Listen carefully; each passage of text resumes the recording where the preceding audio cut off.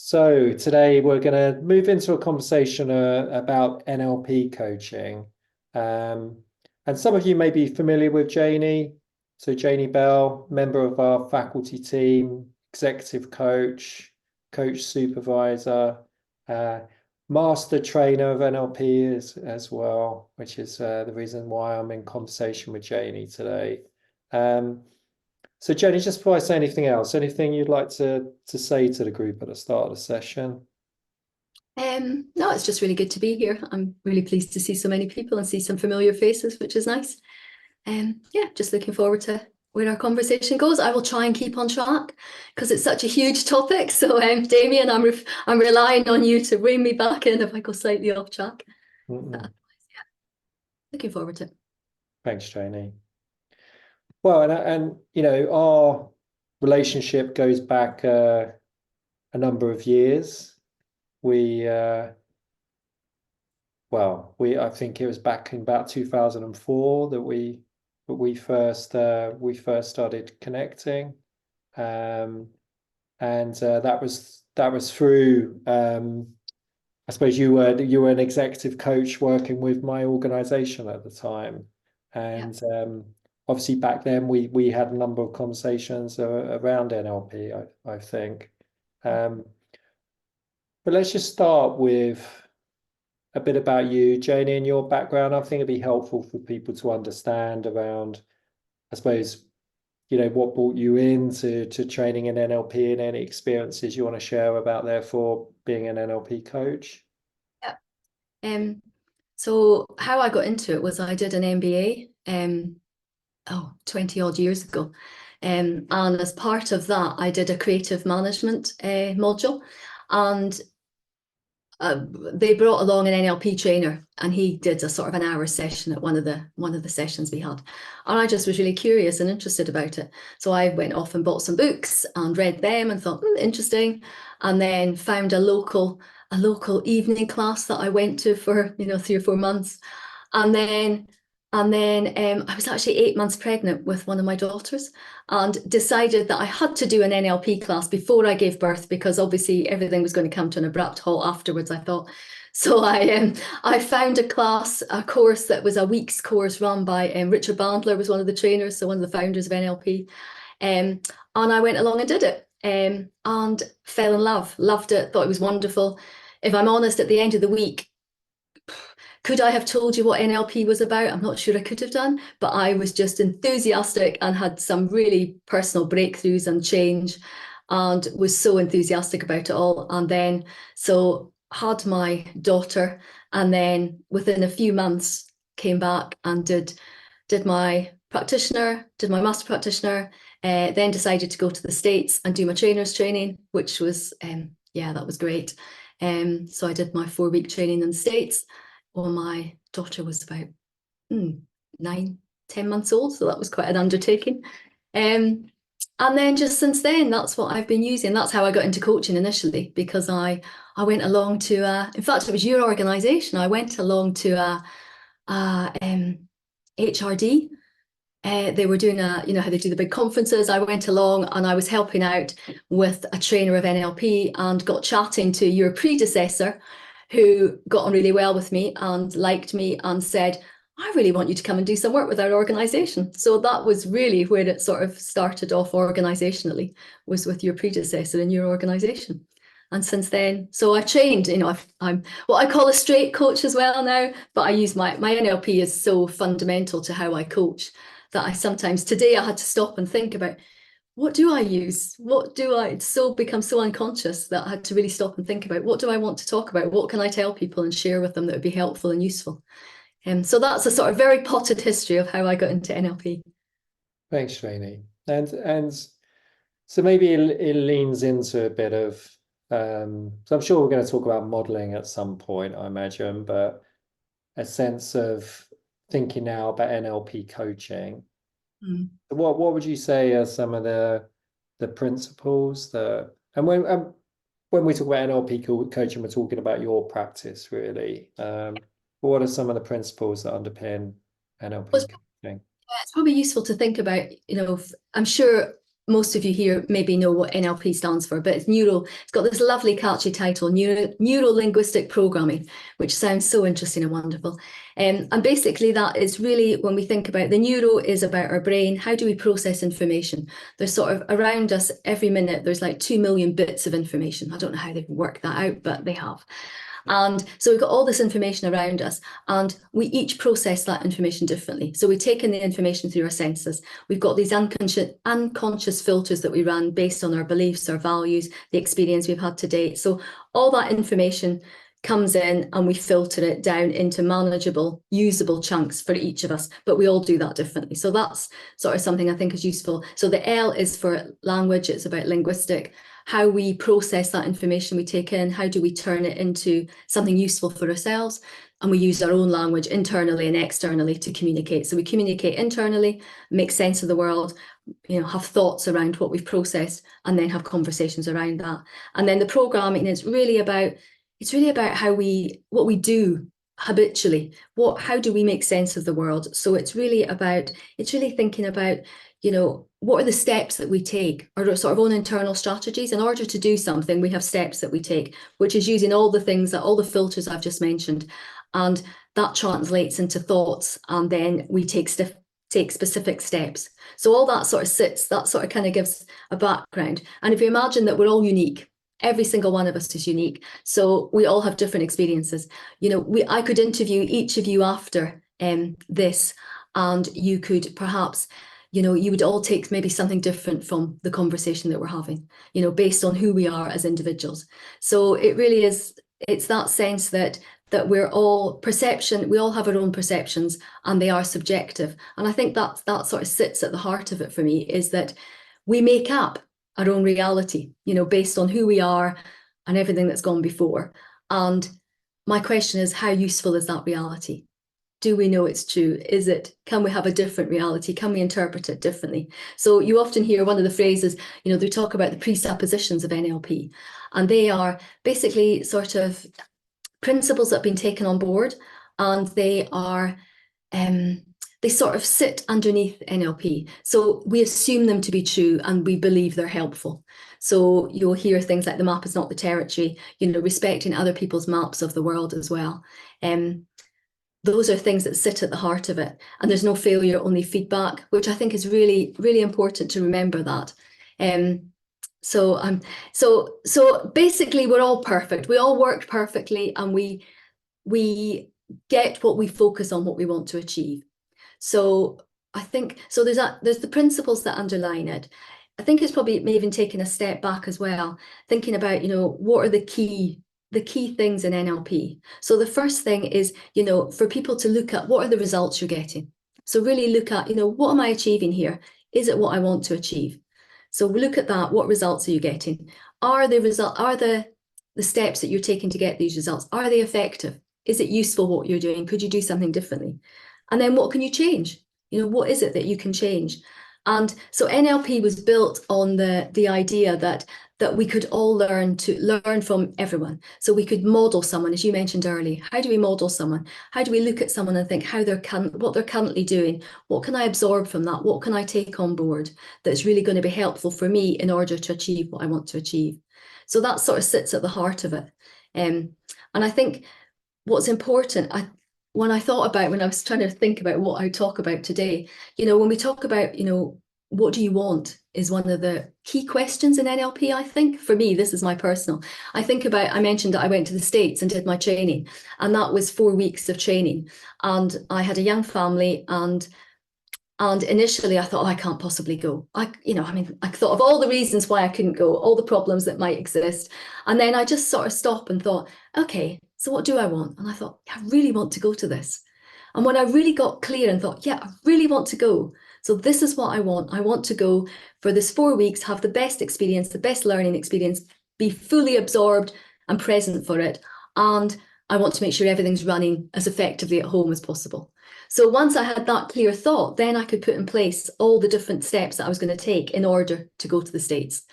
And that sometimes just asking that question, what do you want?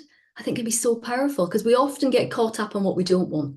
We focus on that. And the thing about our brains is it doesn't process what we don't want. So if we think about, if I were to ask people now, don't think about a sheep with a black face. No, actually, there's one behind me on the screen there. But, if I said to you, don't think about a sheep with a black face, what's the image that comes to everyone's mind? That comes up because that's what our brain does. So it doesn't process the negative. So really, to be really helpful, there's one thing I'd say to people to take from NLP: really get clear about, what do you want? What does that look like? What does it sound like? How does it feel? So really focusing in on that is really important. And then in terms of modeling, Grinder and Bandler, that's how they got involved initially. It was like they looked at other people and thought, how can they get the results they're getting? How can we extrapolate their results but learn really quickly? So they went and they modeled. It was Milton Erickson, who was a hypnotherapist at the time, a sort of famous hypnotherapist who was getting great results. They also looked at Virginia Satir, who was seen as the sort of grandmother of family therapy. And then they also looked at Fritz Perls, who was the sort of founder of Gestalt theory. And they looked at these three people and thought, they're having amazing results with people they're working with. How are they doing that? So they just sat in and listened and absorbed what they were doing. They thought about, what do they believe about things? What's important to them? What are their values around this? They really sort of started to unpick exactly what was going on unconsciously for these people. What were they doing? What were they thinking about? So if we think about, I then did some training with John Grinder. In fact, I was part of his team when he was working in the UK. And one of the things he talked about was, for modeling, it's really important we get into that know-nothing state. So we can sort of take that, sort of turn off that internal dialogue, because we've all got it. And it's often when we're learning something, it can sometimes not be helpful. The internal dialogue can be a bit critical at times. Oh, I can't do this. This is going to be really hard. Oh, this is, they're really good at it. All those sort of comparisons and internal critic that can take hold in our mind. And his was about, get yourself into a really good state. Get yourself into what he termed at the time was the know-nothing state. So that real quietness inside that you could really absorb what was going on for someone and get really curious about, how did they get the results they get? Because that's really important. If we can sort of slow down, be fully present, and get ourselves into a really good state, then I believe state sits at the heart of everything. That's what really makes the difference. When we're in a really good state, I mean, I'm sure we can all think of examples, when we're having a really great day and everything just flows and it's all good and we're in a good space, and everything feels easy. And then there'll be other days where, that internal critic might come in, don't want to do this. Why did I say I'd do this? This is going to be awful. Oh, all that kind of things can creep in. And think about the impact that has on how we show up. So if we can be aware of and check in, how's my state today? What can I do to shift my state? There's so many things we can do in the minute just to shift our state. Sing a favorite song to ourselves, stand up and move around, talk to a friend, focus on a really good memory. Think about something you did at the weekend that was fun. Think about that memory, bring it to mind. That will change our physiology. So our physiology is what our body's doing. What's our body doing? What's our body language like? Is it open? Is it not? So really sort of paying attention to what's our state. How do we change that? How do we shift it? So that's one of the things that when I'm working with someone, I'm really paying attention to. How is their state? How are they relating to this? How are they making sense of this? What's the story they're telling themselves? What language are they choosing? We all unconsciously, we make pictures in our mind's eye. So I get curious about, what's the picture you're making? Because actually, is it useful or not useful? And often when someone's feeling stuck, when they don't know what to do, it's because the picture they're making is not a helpful one. It's not useful. Their internal dialogue is not helpful. How they're thinking about it, what they're paying attention to, where their focus is. They're focusing on what they don't want as opposed to what they do want. All that is sort of coming together like a huge jigsaw puzzle. And it's really getting curious about what's the question? How can I help them focus on the one thing that's really going to have the most impact? What's the biggest thing that's going to make the difference for them? So really sort of that's a huge sort of there as I talk about it. I mean, I can talk more about the presuppositions, but it might be useful just to pause and let people think if there's any questions that are coming to mind or. Sure. Sure. Well, and I'm going to pick up on one thing, which is going to take us back slightly, but I think it's really interesting for coaches being in that sort of not knowing state you mentioned. I mean, a colleague of ours, she always says, you're not knowing is your resource, because that means that you're open, you know. So I just wondered, in terms of getting into that not knowing state, just any ways that can really support a coach to get present. What would you say to that, Janie? I learned a technique probably I think when I did my trainer's training, and it's really about getting into moving from foveal vision to peripheral vision. So often what gets in our way is when we're in that foveal vision and we're really focused, there's often a bit of tension in our body. And that has an impact on how we're showing up. And I'm sure we can all think about, I remember the first time I really thought about this was the first finance director I ever worked with. And I have to say, finance is not my joy and passion. And I realised that my state had shifted as I'm on the tube going up to London to have this first session with this person. I realised that I had a real, tension in my body, and I was sort of thinking about, oh, what's he going to think? And he's going to wonder what I don't know anything about finance, and he's going blah blah, blah blah blah blah, telling myself this big story that was impacting how I was feeling and how I was showing up. So in that moment, it was like, okay, and breathe, Janie. So the first thing is that awareness to notice that you're not in a good state, that this is going on, that, what else is going on for you. You just notice, I've knocked myself, and it's usually internal. We've done it ourselves. What am I internally focusing on that's made my state shift? And how can I change that in the moment? So the first step is instantly. And it's interesting as you ask that question, because I notice I've done it for so long over the years that I almost unconsciously do it. As soon as I take a breath, and then I move from that foveal vision into peripheral vision. So that's just looking how I do that. I'll just tell you quickly, as I look straight ahead, I find a point on the wall or whatever in front of me. I raise my vision about an inch above that point. I focus on that point. I sort of anchor my eyes and my pupils on that point, and then I widen my vision. So I'm purposely moving my hands here so that if I was to do this, I can see in my periphery, I can see my fingers moving. And as you do that, it immediately for me has a shift internally. So I can just feel there's a shift, and I just become aware of what's going on in my body. And everything starts to slow down. And when I do that and keep practicing that, it's a great technique to use just in the moment, because you can do it and no one knows you're doing it. So I'm doing it now, Damien, as I'm talking to you and looking at the screen. So I've gone into peripheral vision. And you couldn't tell, I hope. There's nothing, but in that moment, it settles our nervous system. There's also been some neuroscience research into using this that says that, our vagus nerve that travels up through our body, and it comes up through the back of our neck and into our tongue. So the other thing I've added in here is that I relax the back of my jaw. So I focus on that, relaxing the back of my jaw, relaxing the back of my tongue. And what that does is it turns off that internal dialogue as well. So it's all sort of a combination of things I've learned over the years, but that would be my one that I would suggest, in that moment. Awareness first. Notice that you've knocked yourself out of a good state, a useful state, and then focus on breathing, do that peripheral vision, relax the back of your jaw, the back of your tongue. That puts you into a different state. So then you can be fully present for someone. Thanks, Janie. And really good learning is also a really good place to put yourself into when you're learning something. It really helps. I've been taking swimming lessons because in the past, I've not been that comfortable with the water. So when I consciously go to have a swimming lesson, when I got in the water before, there was this whole, I could hardly breathe. It was like, hey, why am I doing this? This was such a bad idea. I don't need to, I can swim enough, And then I thought, Janie, breathe. And I put myself into peripheral vision. And it makes such a difference. My swimming has improved just by doing that. But in the moment, I forgot, because I'd got myself into, that negative spiral downwards, and breathe and use that.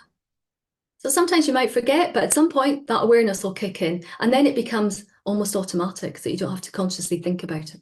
Sorry, I interrupted you. What were you going to ask, Dave? No. I was just a reflection, Janie, because I think from my own experience, but then also training coaches over many years, sometimes coaches have been on NLP training and then they move into coach training, or maybe they've trained previously as coaches and then doing some NLP training. And there's often this tension for them in terms of integrating NLP into their coaching, because I mean, if we just take the idea of the non-directive directive range, and yeah, I just wondered what your reflections on that were from your own experiences, you know. I often say, and I've got a very good supervisor recently who helped me come up with the metaphor of the smiling mirror. Um, and I think when I'm working with clients, I really want to help them have that smiling mirror for themselves, to start to raise their awareness and notice what's going on for them.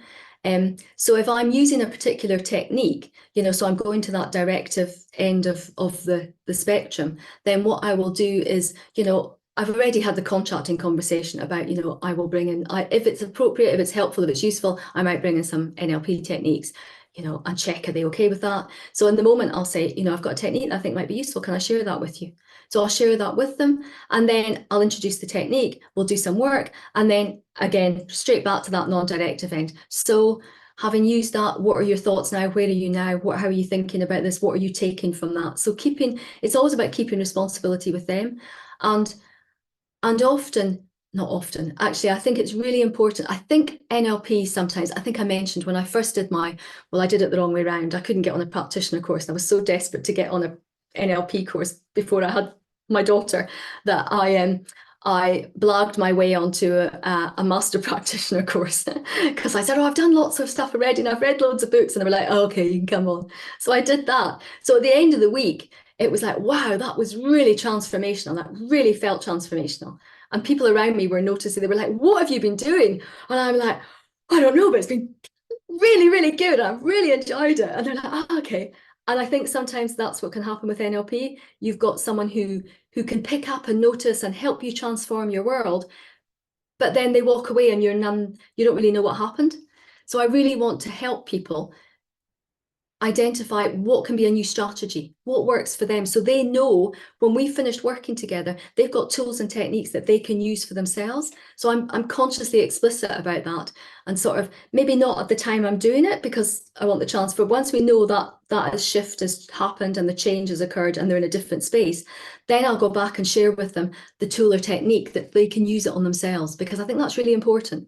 Because I think sometimes NLP, 20 years ago was very much seen as, someone would come in and do this magic, and people were like, wow, this is amazing. No idea what you did, but it's amazing. And actually, I think it's really important that people identify what their strategies are, what the tools they can use for themselves.